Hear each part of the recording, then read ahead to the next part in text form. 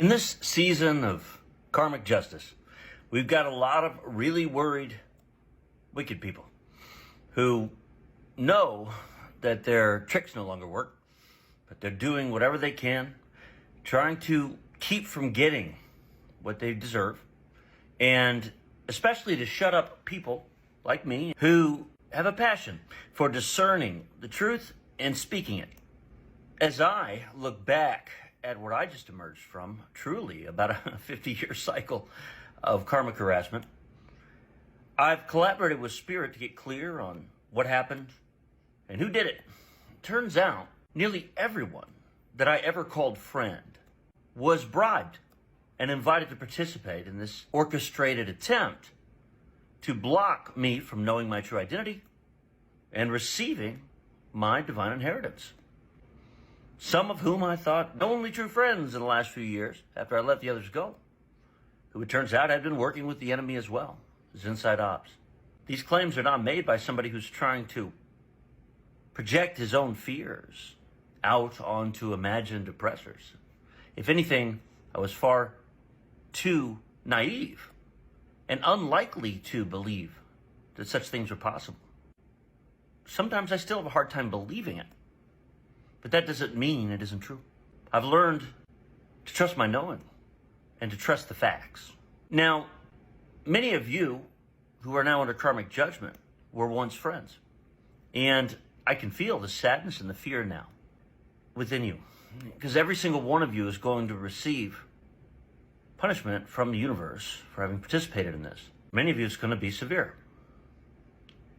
I want you to know that I am not filled with resentment or vengeance, and I do have some compassion or understanding for how you ended up in this predicament.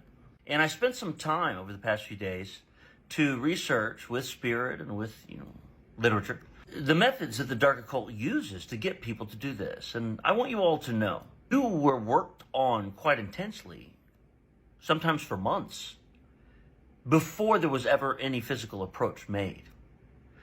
They talk in psychology about how 95% of human behavior is made by the unconscious, right? So when we consciously make the decision, it's already been made for us by the unconscious.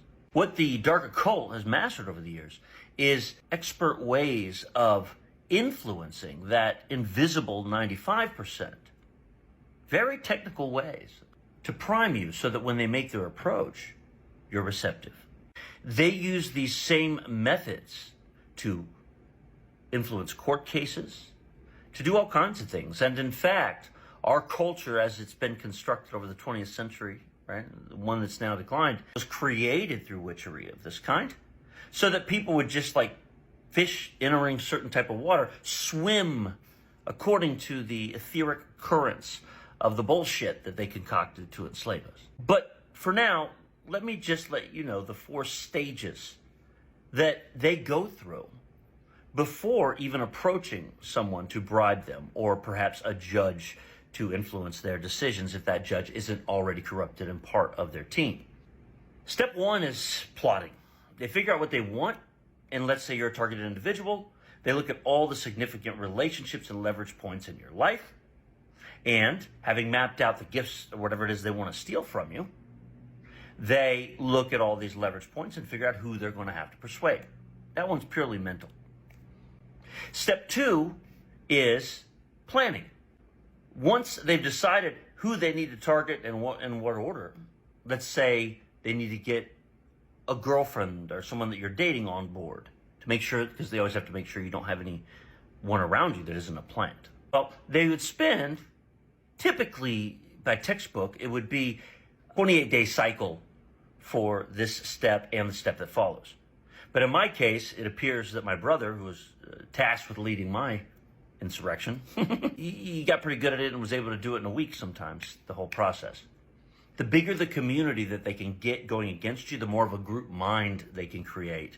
In a sense of an in crowd, if your gifts are really craved by the dark occult and the government's involved, like with mine, then they got a lot of money too. And so they can create status, get celebrities on board, stuff like that. Let's say that you're an individual who's being targeted and they want to turn you against someone of the light.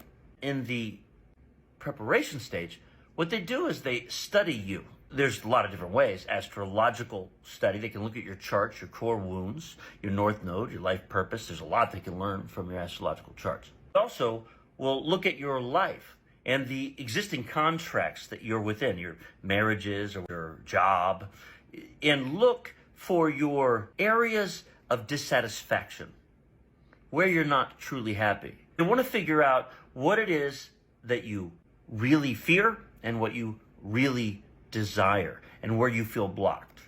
And if they can observe you over at least a 28-day cycle, which is the moon cycle, they can kind of see how that plays out over time, which can influence their strategy for when they make an offer. The third step is what I call priming. Priming is where they use energetic methods to influence your unconscious.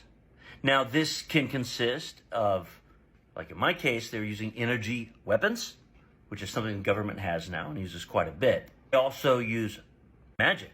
A lot of it is sex magic, directed sexual energy to stimulate your sacral and create a sense of want, a sense of desire.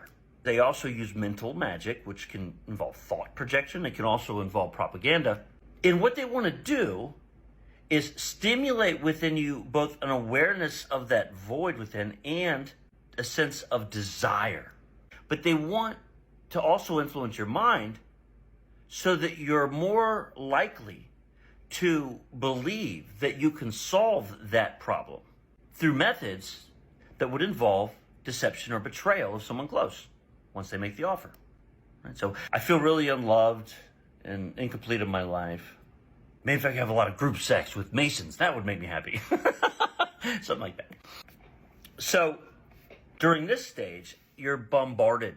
And there's 3 types of stalking that they do. Astral stalking, where they can literally invade your astral field, a very important piece of their work. Through that, they can really understand your emotional body and your weak spots. And they can also spy on you. There's etheric level influence too. The etheric level is a little more dense. It has to do with the body, physical body. And one of the ways they can influence you during this stage is through poisoning. Anything that toxifies the body can influence us as well. Of course, then there's the mental body. And that can be influenced very easily if you're addicted to thinking, because your thoughts are literally part of their program. You know, the repetitive thought patterns, they're not ours. That's why we're all slaves. Most people don't question whether what they're thinking is their own thought. That's why meditating will set you free, matrix. But either way, for 28 days, let's say average, you go through the cycle of influencing you, priming you, so that they can approach you and make an offer. The 4th stage, I call performing. This is the stage where they actually approach you. But get this, before they approach you in the physical and make an offer, they make that offer on the astral, on the invisible planes. And they have many ways of doing this. The most popular and effective one is dream invasion. They can go into your dream like that movie Inception, and they can literally prime you in a dream and make that offer so you wake up ready. I've had that happen. I got into a terrible relationship that way once. Right? They can also, in more symbolic form, offer you something to eat in a dream, and they'll program whatever that food is to represent you giving consent to an etheric contract or an astral contract. Once they get to that stage, if you accept the offer in the dream level, then when they approach you, and let's say usually through referral, like in my case, my ex, Eve, introduced my brother to a lot of people. He'd be able to seduce them. They could program that into it and then make an offer to be a part of a special club. And it just flows like that. And they'll always tell some story about you to justify the betrayal. It makes it okay. And then you let yourself off the hook. Throw in a little drinks, maybe some drugs. This is how it works. And then once people give the yes to that first meeting, it snowballs from there in like this downward spiral. We're all susceptible to brainwashing. We have to be very careful. Because you see, we're swimming in these waters, these energies. They influence our decisions every day, whether or not we're targeted.